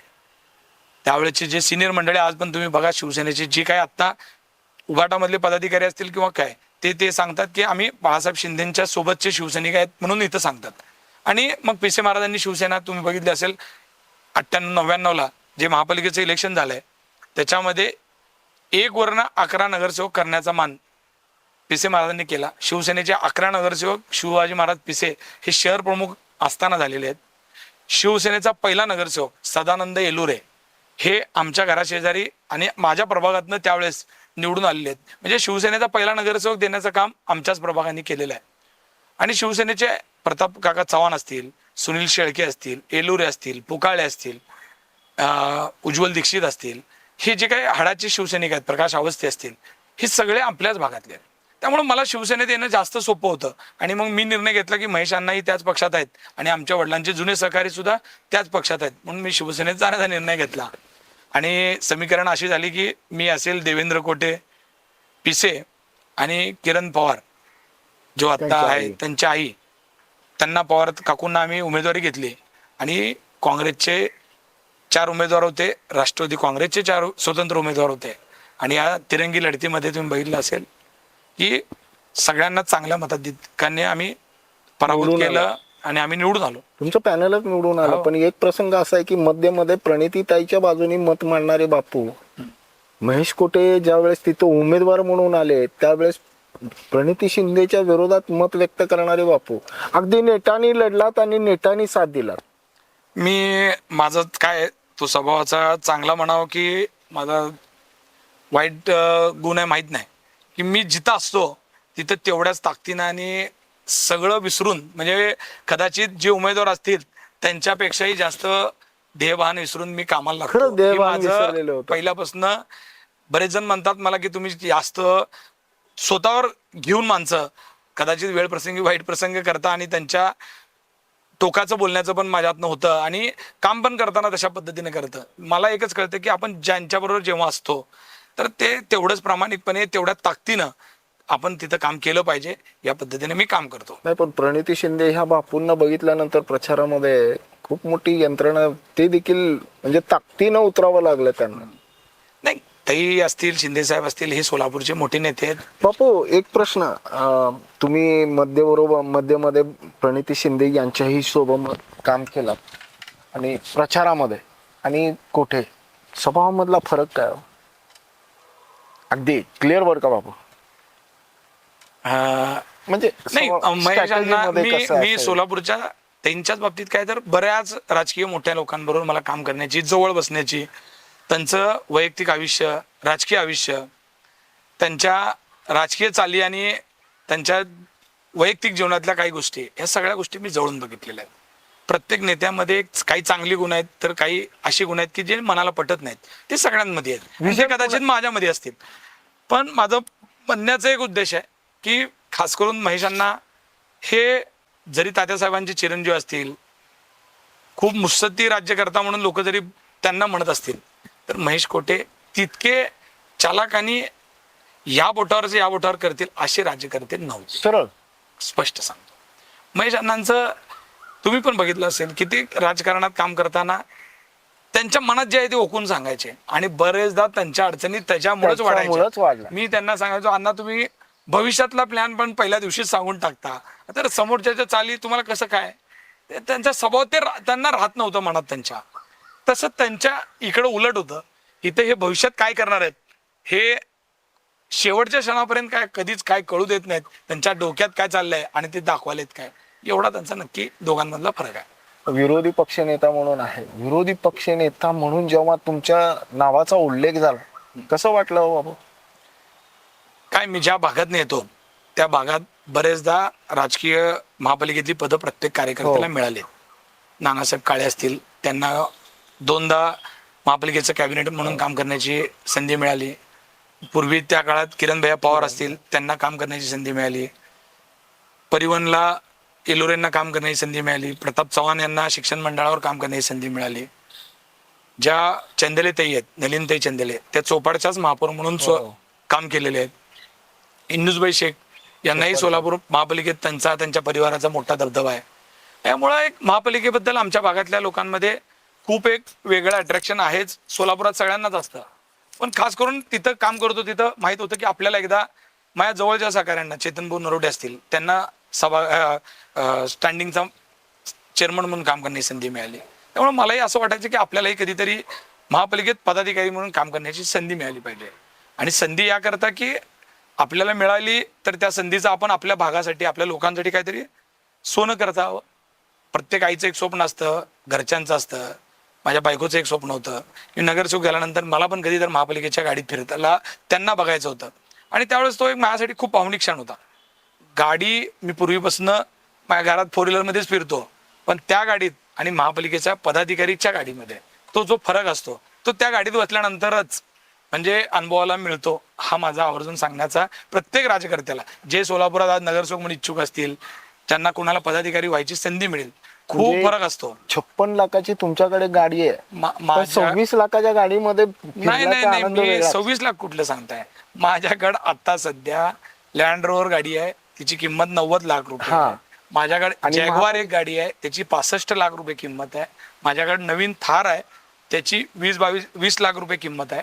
असं असताना सुद्धा सोलापूर महानगरपालिकेची जी छोटी गाडी जी आहे टोयोटोची, तिची किंमत 11 लाख रुपये आहे. पण त्या 11 लाख रुपयाच्या गाडीच्या समोर जो बोर्ड लागलाय, सोलापूर महानगरपालिका विरोधी पक्षनेता, सोलापूर महानगरपालिका महापौर, सोलापूर महानगरपालिका स्थायी समिती सभापती, हे राजकारणात काम करणाऱ्या लोकांचं स्वप्न असतंय. आणि खऱ्या अर्थानं ती मिळाल्यानंतरचा जो आनंद काय असतो तो खूप वेगळा आहे. आणि त्याच्यामधून लोकांची कामही झाली. गाडीचा विषय निघाला म्हणून मी आवर्जून सांगतो, सोलापूर महानगरपालिकेत आम्ही काम करताना एक प्रस्ताव आला मागच्या वर्षी, मी जेव्हा होतो, आणि तो प्रस्ताव असा होता, आयुक्तांनी पाठवला आणि मला वाटतं उपायुक्त जमीर लेंगरे हे उपायुक्त होते, आणि त्यांनी खास करून त्यासाठी आग्रह धरला होता. प्रस्ताव असा होता की तुम्ही सगळे गाडी वापरता, ड्रायव्हर वापरता 2, आणि डिझेल पेट्रोल पण महापालिका देते सगळ्याच पदाधिकाऱ्यांना, त्यात काही विषय नव्हता. त्यांनी त्याची एक कॉस्ट तयार केली की ह्या सगळ्या गोष्टीची एक कॉस्ट आहे, तर आम्ही ती तुम्हाला बेअर करतो, तुम्ही तुमची गाडी वापरा. म्हणजे तुमच्या प्रत्येकाकडे, महापौरांकडे आपापली गाडी आहे, माझ्याकडे माझी गाडी आहे. आणि मला तेवढं म्हणायला लागलं की सभागृहात तो विषय आला होता. तो विषय असा होता की महापालिकेच्या पदाधिकाऱ्यांनी गाडी न वापरता महापालिकेच्या त्या गाडीला लागणारा खर्च आहे ते भत्त्यामध्ये स्वरूपामध्ये घ्यावा, आणि पैशा स्वरूपामध्ये ते पैसे तुम्ही घ्या, आणि तुम्ही तुमचा ड्रायव्हर ठेवा, तुमची गाडी वापरा. आणि मला काही पदाधिकाऱ्यांची इच्छा पण होती की त्यांना असं वाटलं, लक्षात आलं नव्हतं की ती रक्कम जास्त दिसत होती आणि त्याच्यातनं 2 पैसे शिल्लक राहतील असंही कदाचित वाटलं असेल. पण मी पहिला माणूस आहे की तिथं त्या मीटिंगमध्ये जो विषय आल्या सांगितलं की साहेब, आमच्या पदाधिकाऱ्यांच्या नगरसेवक व्हायच्या आधी नगरसेवक महापालिका सोलापुरातल्या बरेच लोकांच्या स्वप्नात येते रात्री. ही वस्तुस्थिती आहे, तुम्ही बघितलं असेल कार्यकर्ते कशा पद्धतीने काम करतात. ती महापालिकेत मी कधी प्रवेश करेन, आणि जेव्हा महापालिकेत प्रवेश झाल्यानंतर, महापालिकेत काम केल्यानंतर त्या सभागृहातल्या प्रत्येकाला असं वाटतं की कधी मी त्या मेन डायसवर जाऊन बसेल. डायसवर नाही बसलो तर महापालिकेच्या बाहेर उभा असलेल्या ज्या काही पदाधिकाऱ्यांच्या गाड्या आहेत त्या गाड्यांमध्ये कधी फिरू. ह्या गोष्टी आम्हाला आमचं स्वप्न म्हणून असताना तुम्ही आमचं स्वप्न विकत घेऊ शकत नाही. तुम्ही असं करा की तुम्हा सगळ्यांना, अधिकाऱ्यांना, उपायुक्त असतील, सगळ्यांकडे तुमच्या पण वैयक्तिक गाड्या आहेत. तुम्ही ड्रायव्हर सोडा, तुम्ही महापालिकेचे आयुक्त म्हणून गाडी न वापरता तुम्ही तुमच्या प्रायव्हेटमध्ये, तुमच्या आल्टोमध्ये या, कशात यायचं या, तुम्ही घ्या, भत्ते घ्या, तुम्ही तुमचा प्रस्ताव पाठवा आयुक्तांच्या गाडीचा बदलीचा, आणि तुम्ही वापरा. त्यांनी एका क्षणात सांगितलं तसं होऊ शकत नाही. प्रशासन स्वतःच्या गाड्या नाही सोडू शकत असेल तर आम्ही पदाधिकारी कसं सोडेल. साहेब, तुम्ही जेव्हा नोकरीत लागला, मी त्यांना प्रश्न विचारला, तुमच्या आईला पगार किती मिळाला हा आनंद नाही झाला, तर माझा मुलगा साहेबून माझ्या गाडीत बसून आला. ती जी शान आहे तुमची, ही शान आमची पण आहे, हे तुम्ही समजलं पाहिजे. मी जरी पदाधिकारी नसेल तरी माझी विनंती आहे की असा प्रस्ताव महापालिकेत कधी आणू नये, आणि तत्कालीन जे कोणी पदाधिकारी आहेत त्यांनी तो स्वीकारू नये सुद्धा. कारण हे आपल्याला काही प्रशासनातली लोक आर्थिक आमिष दाखवून वेड्यात काढण्याचं काम यानंतर सुद्धा होऊ शकत आहे, आणि याआधी झालेलं आहे. त्यामुळं ह्या गोष्टींवर आपण आवर्जून लक्ष दिलं पाहिजे. बापू, विरोधी पक्षनेता इतक्या भावनिक पद्धतीने तुम्ही त्याचं विश्लेषण केलं, पण हे सगळं पद मिळाल्यानंतर, इतक्या सगळ्या पद्धतीनं आज एवढा लवाजमा झाल्यानंतर अण्णाची आठवण होती का? माझ्या वडिलांची आठवण झाल्याशिवाय आणि फिरत असताना एक दिवस सुद्धा असा जात नाही. विरोधी पक्षनेता झाल्यानंतर नाही, खास करून तेच सांगतो, कारण का हा प्रवास इतका अण्णा नसताना म्हणजे वडील नसतानाचा इतका अवघड आहे, आणि अण्णा असते तर मी काय असतो हे मी सांगण्यापेक्षा सोलापूरकर मला रोज भेटले की सांगतात, तुझे वडील असते. आज पण मला अण्णा आणि शिवाजी महाराज पिसे, माझे भाऊ महेश भैया शिंदे, माझा सक्का लहान भाऊ वारला संभाजी शिंदे, आणि अजून जुने असे बरेचसे सहकारी आहेत की ते आज असले असते तर त्यांना डोळे बघून आमच्या सगळ्या ह्या चांगल्या वाईट प्रसंगामध्ये त्याने आमच्या सोबत असते, तर नक्कीच हत्तीचं बळ आल्याशिवाय राहिलं नसतं. आणि अण्णांना तर खास करून महाराज अण्णा हे जर जिवंत असते तर सोलापूरच्या राजकारणातला चित्र चेहरा वेगळा असला असता, चित्र वेगळं असलं असतं. कदाचित आम्ही कुठं असतो, इथं असतो का अजून नको तिथं असतो का अजून खूप मोठ्या ठिकाणी असतो, काही ते भाकीत करता येणार नाही. अशा प्रसंगात आम्हाला सगळ्याला राहावं लागलं असतं हे नक्की. पण एक म्हणजे थोडक्यात विचारतो की महेश कोटे हे पुन्हा शिवसेनेकडून राष्ट्रवादीकडे किंवा ह्या सगळ्या प्रवासाला सुरुवात होत असताना तुम्ही बरोबर त्या नेमक्या प्रसंगाच्या वेळेस अण्णाला स्पष्ट बोलून निघालात बाहेर? नाही, मागच्या 2.5-3 वर्षाखाली ज्यावेळेस पहिल्यांदा उद्धव ठाकरे आणि एकनाथजी शिंदे साहेब हे वेगवेगळ्या होण्याचा निर्णय झाला आणि जो राजकीय भूकंप झाला आणि एकनाथजी शिंदे साहेब राज्याचे मुख्यमंत्री झाले, त्या दिवसापर्यंत आम्ही महेशांना एकत्रच होतो. मला वाटतं उद्याच आषाढी एकादशी आहे आणि आजचाच तो दिवस आहे. म्हणजे आवर्जून सांगतो, आजचाच आषाढीच्या आदला दिवशीचा दिवस आहे की ज्या दिवशी मी शिंदे साहेबांच्या सोबत जायचा निर्णय घेतलाय. त्याचं कारण असं होतं की शिंदे साहेब सोलापूर जिल्ह्याला पहिल्यांदा आले होते मुख्यमंत्री म्हणून पांडुरंगाचं दर्शन घ्यायला, आषाढीची वारीची पूजा करण्याकरता, आणि ते सोलापूरला आलेत. आणि काही मंडळींनी मला जापर्यंत माहीत नव्हतं की आपल्याला जायचं आहे भेटायला करायला, महेश अण्णांचा फोन आला. मी मनोज शेजवाल, उमेश गायकवाड असे एक 5-7 जण, मला वाटतं प्रथमेश कोटे, आणि असे 5-7 जण आम्ही गाडीमध्ये अण्णांना भेटायला जायचं म्हणून मला फोन केला आणि मी गेलो. तिथं जास्तोपर्यंत प्रवेश करायचा आहे किंवा कुठल्याही गोष्टी नव्हत्या, पण मला एकनाथ शिंदे साहेबांचा जुना अनुभव होता एक, तो मी आवर्जून सांगेन, तुम्हाला परत विचारा, माझा विरोधी पक्षनेता होण्याकरताचा. आणि त्यावेळेस त्यांना मी जवळून बघितलेलं आहे. आणि जेव्हा मी तिथं गेलो आणि साहेबांनी आम्हाला मुख्यमंत्री असताना सुद्धा ज्या पद्धतीनं जवळ केलं, बोलवलं, मान सन्मान दिला आणि सांगितलं की तुम्ही विचार करा की तुम्ही आता कुणावर राहणार आहेत, असा शब्द त्यांचा, महेशजी तुम्ही असं बोलले की विचार करा, आपल्याला मिळून काम करा, आपण आधी हे केलंय. महेशांना थोडंसं मला वाटतं दुविधा स्थितीत राहिले, आम्ही मिळून होतो, आणि आमचा फोटो त्यांना बुके देताराचा व्हायरल झाला होता, सगळ्या सोलापूरच्या तुमच्या पत्रकारांच्या ग्रुपवर पडला होता. आणि आम्ही परत सोलापूरला परतीचा प्रवास करायला लागलो, आणि तोपर्यंत आम्ही डिक्लेअर केलं नव्हतं की मी फक्त आम्ही बुके दिलेला आहे, तो बुके दिलाय तो प्रवेशाचा आहे की त्यांचा स्वागताचा आहे. पण मी राहून राहून अण्णांना म्हणत होतो, अण्णा आपण एकनाथजी शिंदे साहेबांकडे जायचं आहे, आता ह्यात माघार नाही आहे आणि आपण सोबत जाऊयात. अण्णा दुविधा स्थितीत होते हे नक्की आहे. आणि मी थोडा वेळ गाडीत प्रवास करताना मी मनामनाशी स्वतःही चर्चा केली की ठीक आहे, अण्णा येत नसले तरी आपण जाणार आहोत. आणि मी महेश अण्णांना असंच बोललो, अण्णा तुम्ही येणार आहात का? अण्णा म्हणले मला विचार करायला थोडासा वेळ द्या, आपण थोडंसं विचार करून सगळेजण मिळून निर्णय घेऊ. मी म्हणलं अण्णा तसं नाही होणार, मी आलो तर आजच येणार आणि डिक्लेअर करणार. अण्णा 2 मिनटं माझ्याकडे असं बघितले. अण्णा कधी त्यांना सोडून मी कुठला निर्णय असा एवढा मोठा घेत नव्हतो. गाडीत असून मी महेश अण्णांच्या सोबत मागच्या सीटवर बसले असताना मी माझा मेसेज टाईप केला आणि महापालिकेच्या ग्रुपवरती सोडलं की मी एकनाथजी शिंदे साहेबांना जॉईन करत आहे, त्या पक्षात प्रवेश करत आहे. आणि तो ग्रुपवर अण्णांनी तिथं ग्रुपवर बघितला की बापू तुम्ही टाकून पण टाकला मेसेज, असं मला अण्णा एकदा बोललंय. म्हणलं हा अण्णा मी निर्णय घेतला की मी शिंदे साहेबांसोबत चाललोय. ठीक आहे, काय हरकत नाही असं म्हटलं, आणि त्या दिवशीपासून माझा शिंदे साहेबांसोबतचा राजकीय प्रवास सुरू झालेला आहे. म्हणजे निर्णय मी मग म्हटल्याप्रमाणे टायमिंग हा परफेक्ट ठरला असं वाटतं तुम्हाला? निर्णय घेतल्याशिवाय बघा, महेश अण्णांच्या बाबतीत पण तसंच झालं की अण्णा निर्णयाच्या बाबतीतच कायम चुकत गेले. असं म्हणजे अण्णा खूप मोठे आहेत, त्यांच्याबद्दल असं बोलणार नाही, पण निर्णय घेण्यामध्ये कमी पडले असं मला आवर्जून सांगता येतं. कारण मी जवळ होतो, त्यांना निर्णय घेता आले असते तर आजची काही परिस्थिती वेगळी असली असती. जसं की मी त्यांना सांगत होतो की त्याच वेळेस तुम्ही शिंदे साहेबांकडे या, तुतारीचा निर्णय हा अण्णांना चुकीचा ठरणार आहे हे मी आवर्जून सांगत होतो की तो निर्णय तुमच्यासाठी योग्य नसणार आहे. आणि तसंच झालं. अण्णांना तो निर्णय कुठेही त्या निर्णयात अण्णांना काही साध्य करता आलं नाही. त्या गोष्टीच्या साक्षीला आहात तुम्ही, म्हणून मी विचारतो. महेश कोटे पहिल्यांदा शिवसेनेमध्ये यायचा किंवा निर्णय घेतला किंवा सभागृहामध्ये त्यांनी अनुदान निधी एक सभागृहासाठी राखीव ठेवला, हे सगळे त्यापूर्वी चर्चा झालेली. तात्यांना हा निर्णय मान्य होता?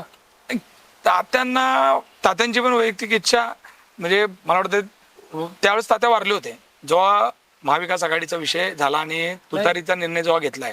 म्हणजे त्यापूर्वी पण तात्या महेश कोटे हे शिवसेनेमध्ये येणार किंवा जाणार असं काही चर्चा नाही त्यावेळे नाही पूर्वीच ना. मग ते तर त्या निर्णय जेव्हा महेश अण्णांनी 2014च्या दरम्यान हो, घेतलाय, हो, हो. त्यावेळेस मी त्यांच्या सोबत नव्हतो. हा. मी 2017ला त्यांच्या सोबत आलेलो आहे. अच्छा. तेव्हा मी प्रणितेंबरोबर आणि महेश अण्णांच्या विरोधात आम्ही हो, त्यावेळेस काम केलेलं प्रणितेन. म्हणजे तात्यांचा एकूण स्वभाव कसा तुम्हाला भावलेला? तात्याकडनं काय घेतलात तुम्ही? नाही, तात्या म्हणजे सोलापूरच्या राजकारणातल्या सगळ्या गोष्टींचा म्हणजे विकिपीडिया म्हणलं तरी वावगं होणार नाही. गुगल काय सर्च करा ते त्यांच्याकडनं त्याचं उत्तर असायचं. पण त्यांचा एक चांगला म्हणजे एक मोठा नेताची काय चांगली गोष्ट असते, तात्या प्रेम करायची लोकांवर, ही लय मोठी गोष्ट होती. आणि तात्यांचं एक होतं, तात्यांबद्दल तुम्हाला माहिती आहे की चांगल्या वाईट दोन्ही चर्चा सोलापुरात सगळे लोक करतात की त्यांचा प्रवास कसा झाला काय काय. पण तात्यांच्या जवळ गेलेल्या लोकांना कळतं की तात्या अतिशय प्रेमळ होते आणि आपल्या वाईट प्रसंगात जी काही साथ द्यायची असते ती तेव्हा बाजूला जात नव्हते. आणि मला वाटतं खास करून त्यांचं या वैशिष्ट्यानेच त्यांच्याकडचे कार्यकर्ते कायम टिकले की प्रत्येकात चांगले प्रसंग असतात प्रत्येकाच्या आयुष्यात, पण एखाद्या वेळेस वाईट प्रसंग ज्यावेळेस येतं की तेव्हा 100% त्याला मदत करण्याची गरज असते. मग कुठलाही विषय असू दे, ते तिथं त्यांचं काम अतिशय प्रामाणिक करायचे, म्हणून त्यांचा जवळचा कार्यकर्ता लांब जात नव्हता. बापू, ह्या सगळ्या घडामोडीमध्ये तुम्हाला एक आवेश म्हणजे तुमचा एक राग, तुमचं एक स्ट्रॅटेजी म्हणा किंवा आणखी काय मे बी राजकारणातली ती चाली असू शकते. विधानसभेच्या निवडणुकीच्या उमेदवारीच्या डिक्लेअर झाल्यानंतर भाजपाच्या किंवा इतर पक्षांच्या, त्यावेळेस तुम्ही युतीमध्येच होतो पण उमेदवारी ही मध्येची डिक्लेअर झाली. तुमचा जो आवेश होता तो बघण्यासारखा आणि अर्थ म्हणजे त्याच्यामध्ये देखील एक अर्थ दडलेला होता. काय नेमका अर्थ होता? नाही बघा, शिवसेना म्हणून आम्ही मध्य मतदारसंघामध्ये अतिशय ताकदीनं कामाला लागलो होतो. आम्हाला असं वाटलं होतं की भारतीय जनता पार्टी 2 जागा लढेल आणि 1 जागा आम्हाला मिळेल. शिवसेनेचा कुठल्याही पदाधिकाऱ्याला जागा मिळू द्या, ती जागा आम्ही जिंकू शकलो असतो. आजही तीच परिस्थिती आहे. पण आम्हाला ती जागा न मिळता ती जागा परत भाजपने घेतली आणि त्यावेळेस त्या रागाच्या भरणात आम्ही असा निर्णय घेतला होता की लोकसभेत आम्ही तुमचं मनापासून काम केलंय, विधानसभेमध्ये सुद्धा आम्ही तुमचंच काम करायचं, तर मग आमच्या लोकांना कधी संधी मिळणार. आणि म्हणून तो त्यावेळेस घेतलेला तसा निर्णय होता. आणि तुम्ही जे म्हणलात की तुम्ही रागात त्यावेळेस ज्या पद्धतीची भूमिका घेतली, प्रश्न पण होता बापू त्यांना त्यावेळेस तुम्हाला.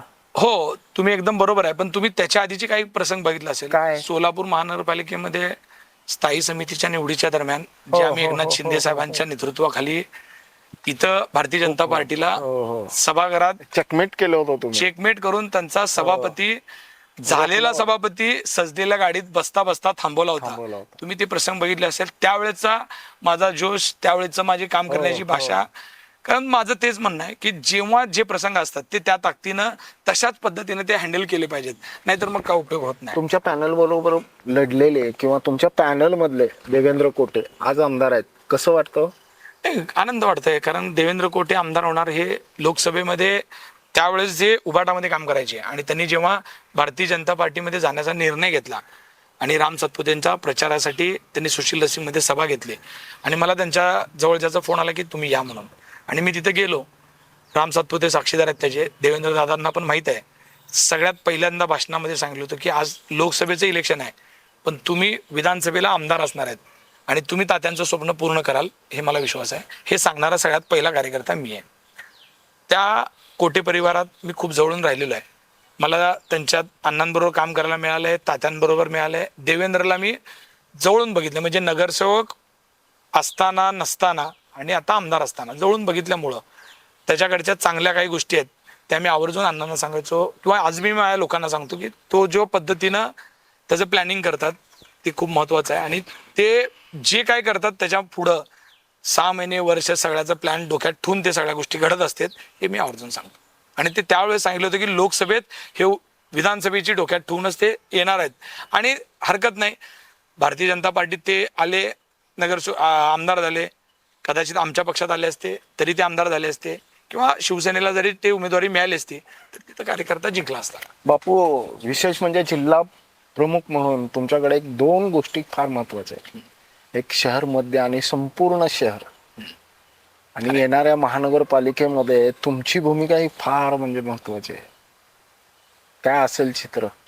नाही, पूर्वी कार्यकर्ता म्हणून काम करायचो, नंतर नगरसेवक झालो. नगरसेवक झाल्यानंतर आता तिकीट कुणाच्या तरी मागणारे बापू तिकीट म्हणजे देणारे आहेत. तिकीट मिळावं याकरता बरेचदा धडपड करावं लागली. माझं तिकीट 2007चं मिळतंय का नाही हे रात्री 11-12 वाजेपर्यंत तात्काळ, सकाळी फॉर्म भरायचा आहे आणि रात्री 12ला सुद्धा तिकीट फायनल नव्हतं. आणि त्या प्रतीक्षेत प्रणिताईंना फोन करायचो, काँग्रेसच्या शहर धर्म भोसले साहेबांना फोन करायचं, साहेब माझं तिकीट होणार आहे का नाही, काय करायचं सकाळी. अशा पद्धतीत असताना आज परमेश्वराच्या आशीर्वादाने, एकनाथ शिंदे साहेबांच्या मदतीमुळं तिकीट लोकांना देण्याची ताकद परमेश्वराने दिली आहे. त्याच्यामुळं मी त्या ह्याच्यात नाही बोलत. आज एवढा आनंद आहे की आपल्याला कुणाला तरी मदत करण्याची संधी क्या बात आहे, मिळालेली आहे, क्या आणि बात आहे. आपल्या मदतीनं कुणीतरी ह्या सोलापूर शहराच्या राजकारणात प्रवेश करेल. असे नवे अनेक चेहरे आहेत की लोकांना जरी ते आज लहान दिसत असतील, ते लोकांच्या नजरेत नसतील, तर येणाऱ्या महापालिकेमध्ये ते नवे युवक असतील, महिला असतील, अतिशय ताकदीनं तुम्हाला निवडून आल्यानंतर लक्षात येईल की नवी शिवसेनेची एक टीम तयार सोलापूर क्या महानगरपालिकेत बात आहे झालेली आहे. बापू. म्हणजे खरंच आहे, म्हणजे तुमच्या अनुभवाचे बोला, तुम्ही जे आहे ना बोललात, खरंच आहे. आणि आणखी एक विशेष की महानगरपालिकेमध्ये काय चित्र असेल, कारण ताकद हे वाढणार नक्की आहे. राजकारणाचे डावपेज आणि राजकारणाची घडी आत्ताच्या पोझिशनला बघितली तर बापू हे खूप ताकदीचे दिसतात. आम्हाला विश्वास आहे की भारतीय जनता पार्टी, आम्ही लोकसभेत काम केले, मगाही सांगितलं मी, विधानसभेतही तुमचं काम केलेलं आहे भारतीय जनता पार्टीचं खास करून. त्याच्यामुळं ते मोठ्या भावाच्या भूमिकेत सोलापूर जिल्ह्यात तर नक्की आहेत. त्याच्यामुळं ते आम्हाला घेऊन जातील. नाही घेऊन गेले तर आम्ही असेल, अजितदादा गटाच्या लोकांनी सुद्धा राष्ट्रवादी काँग्रेसच्या त्यांचं काम केलेलं आहे, घेऊन जातील असा विश्वास आहे. कारण राज्यात ज्या पद्धतीच्या घडामोडी घडत आहेत त्याच्यामुळं नाही या गोष्टीवर आज बोलण्यापेक्षा त्याचं उत्तर एकनाथजी शिंदे साहेब असतील, देवेंद्रजी असतील, अजितदादा असतील. महापौर कोणाचं असेल? नक्की महापौर माझ्या दृष्टिकोनातून आम्ही एकत्र आलो नाही आलो तरी मोठा पक्ष म्हणून भारतीय जनता पार्टी मोठा पक्ष सोलापूर महानगरपालिकेत असेल. पण आम्ही कारण मला माहित आहे मी जास्तचे बोलत नाही, जे होऊ शकत नाही ते सांगत नाही. मी जे सांगतो ते केल्याशिवाय राहत नाही. एवढं आवर्जून सांगतो की 2 नंबरचा पक्ष हा शिवसेना एकनाथ शिंदे गट हा असेल. मग त्याच्या खालीच काँग्रेस असू द्या, बाकीचे जे पक्ष आहेत ते असणार आहेत. त्याच्यामुळं आम्ही असल्याशिवाय काय घडणार नाही अशी परिस्थिती आम्ही करू, तेवढं सांगतो. बापू, इतका सगळा राजकीय प्रवास केल्यानंतर स्वतःच्या आवडी निवडी कधी जोपासल्यात की नाही? आवडी निवडीचा तर तुम्हाला माहित आहे, मला एक्सरसाइज करायला खूप आवडते आवर्जून. मी व्यायाम अंग मेहनत सोडून हा. तुम्ही पिक्चरला कधी गेलात, नाटकाला कधी गेलात, किंवा आवडतं नाटक, आवडता चित्रपट? पिक्चर कधी कधी बघतो, खास करून फिरायला जातो इकडे तिकडं. अशा परिसरात फिरायला जास्त आवडतं. शेताला जात असतो, शेताला आवर्जून जातो. नवीन काही शेतीचे प्रयोग सुद्धा मी करतोय. वा वा. शेतात आपण शेती करणारी कंपनी स्थापन केलेली आहे आणि आपल्या कंपनीच्या माध्यमातून आपण आता 160 एकर क्षेत्र घेऊन भाड्याने आपण त्याच्यावर शेती करतोय. स्वतःची आमची 40-45 एकर शेती, असं 200 एकर शेती मी आताच्या घडीला करतोय. मगापासून आपण बघतोय की बापू हे सामाजिक आणि राजकीय ह्याच्यावर भाष्य करणारे गंभीरतेने, अगदी म्हणजे गंभीरतेनेच बोलले आणि स्पष्ट बोलले. पण आता जे बोलले ना ते अगदी कमर्शियल होतं बरं का बापू. नाही, वस्तुस्थिती आहे, व्यावसायिकच आहे. व्यावसायिक दृष्टिकोनातनच मी शेती किती करतो. चतुर आहात बघा तुम्ही, टायमिंग बरोबर घेतलात की बाबा तुम्ही हे करताय आणि सांगताय. नाही, वस्तुस्थिती आहे. मी खास करून राजकारणातल्या खरंच माझं लई लोकांना लई सांगणं असतं की सगळ्यात पहिली जबाबदारी तुमची काय आहे, तर तुमची आई, तुमची बायको, बहीण, आणि त्यांची जबाबदारी तुमच्यावर आहे. शिक्षणाची असू दे, घरची असू दे. बरेच पुढारी बघितलेत, घरी दुर्लक्ष करतात. घरचे संबंध आहेत आमचे, कधी कधी बोलतो भेटतो तेव्हा ते पाठीमागं सांगतात की जरा त्याला सांग की समजावून. सगळं दिवसभर पुढारपण करतो पण घरी काहीच लक्ष नाही. काय लक्ष नाही म्हणजे काय, तर घरी आर्थिक स्थिती नीट नाही आणि त्यांचं त्याच्याकडे लक्ष नाही. काय सांगा आणि माझं तेच म्हणणं आहे, नाही राजकारणातल्याच म्हणून नाही, प्रत्येक युवकांना माझं म्हणणं आहे की आपण जेवढा आपला वेळ सामाजिक कार्याला म्हणतो वाहून घेतो, त्यामध्ये आपलं तेवढीच जबाबदारी की आपल्या घराची जबाबदारी तुम्ही नाही घेतली तर नक्की सांगा तुमचा शेजारी तुमच्या घराची जबाबदारी घेणार आहे का? आपल्या घराची जबाबदारी आपल्यालाच घ्यावं लागणार आहे. आपल्या बायकोला, आपल्या भावाला, आपल्या घरातली जी काही तुमच्या जबाबदारीतली माणसं आहेत, ही माणसं तुमच्याकडनं अपेक्षा नाही करणार तर ती करणार कुणाकडनं, आणि ती पूर्ण करण्याची जबाबदारी आपल्याला असली पाहिजे. आणि माझा तुम्ही पण करते पुरुषात घरातले, करणं आणि न करण्यातला आनंद तुम्हाला माहित आहे. एखादी गोष्ट घराची जबाबदारी घ्या, शिक्षणाची असू दे, सगळ्या गोष्टीची, त्याच्याबद्दल घरातल्यांना पण आपल्याबद्दलचा एक वेगळा आदर तयार, घरच्यांना आपल्याबद्दल आदरयुक्त भीती वाटायला सुरू होते.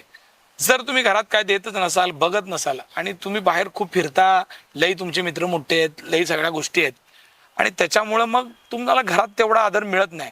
आणि घरात आदर मिळत नसलेल्या कार्यकर्त्याला राजकारणात, समाजात कुणी आदर ठेवत नाही, असं माझं वैयक्तिक मत आहे. म्हणजे राजकारणाच्या पलीकडे जाऊन सांगतो की जे राजकारणात नाहीत पण तरी सुद्धा खूप वेळ राजकारणात येण्याकरता घालवतात, सामाजिक कामासाठी घालवतात, त्यांनी पहिली जबाबदारी व्यावसायिक दृष्टिकोनातून पैसे कमवायला शिका.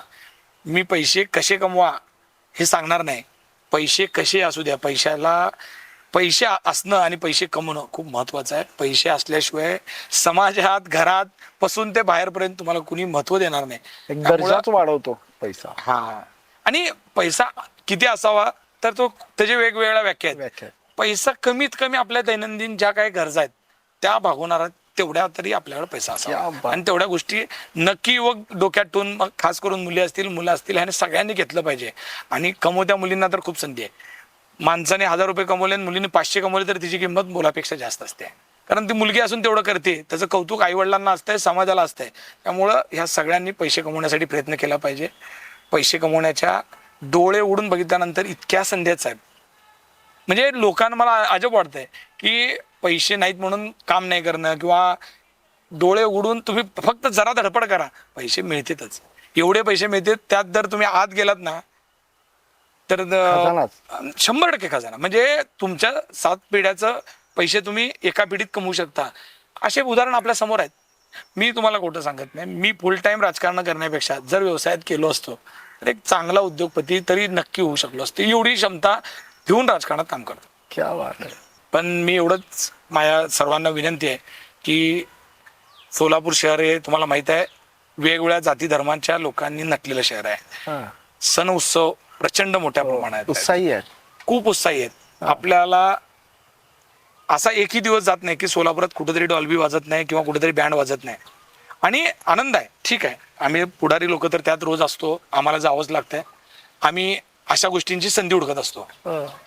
पण जे सर्वसामान्य माणूस आहे त्यांनी थोडंसा या सगळ्या गोष्टींपेक्षा वेळ बाजूला काढून स्वतःची प्रगती कसं होईल ह्याकडे जरा फोकस दिला तर नक्की त्याच्या आयुष्यामध्ये बदल होईल, एवढं मी सांगतो. जाता जाता एक प्रश्न येतो, शिंदेचाही सहवास लाभलाय तुम्हाला आणि एकनाथराव शिंदे यांचाही सहवास लाभलाय, दोघांच्या स्वभावामधलं साम्य किंवा स्वभाव फरक काय?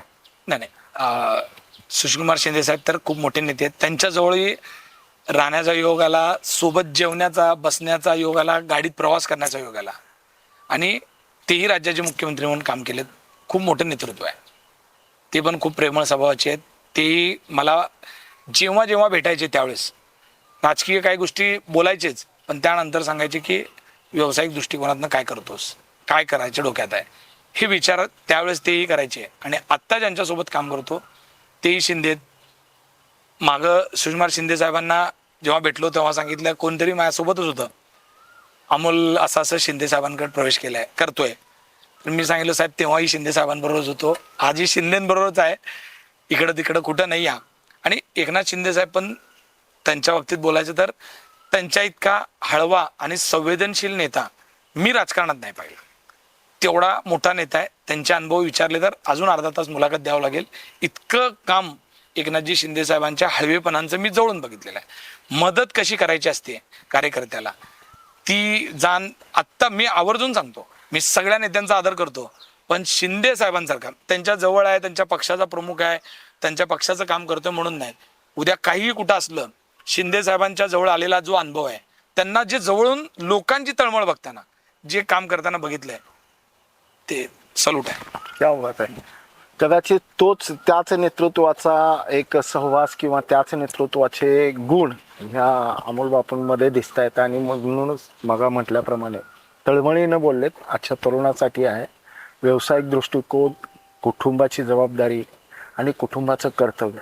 खरंच राजकारण हे कमर्शियल होत चाललंय किंवा व्यावसायिक दृष्टिकोन राजकारणाला मिळतोय. त्या अगोदरच आपण राजकारणामध्ये जाण्यापूर्वी आपण आपल्या पद्धतीनं विकास साधला पाहिजे, कुटुंबाची जबाबदारी घेतली पाहिजे, तरच समाजाचं आणि शहराचं राजकारण करायला सक्षम हो. बापू खूप छान दिलात बरं काय. खरंच नमस्कार. म्हणजे आतापर्यंत इतक्या वक्ते आले आमच्याकडे, मान्यवर आले, पण एक व्यावहारिक दृष्टिकोन तरुणांमध्ये असावा हा व्ह्यू फक्त तुमच्याकडून मिळाला आणि दिलखुलास चर्चा केलात. खूप छान किस्से सांगितलात. बापूंची ओळख आज एक वेगळ्या पद्धतीने करून दिलात. धन्यवाद. धन्यवाद नितीनजी, थँक्यू.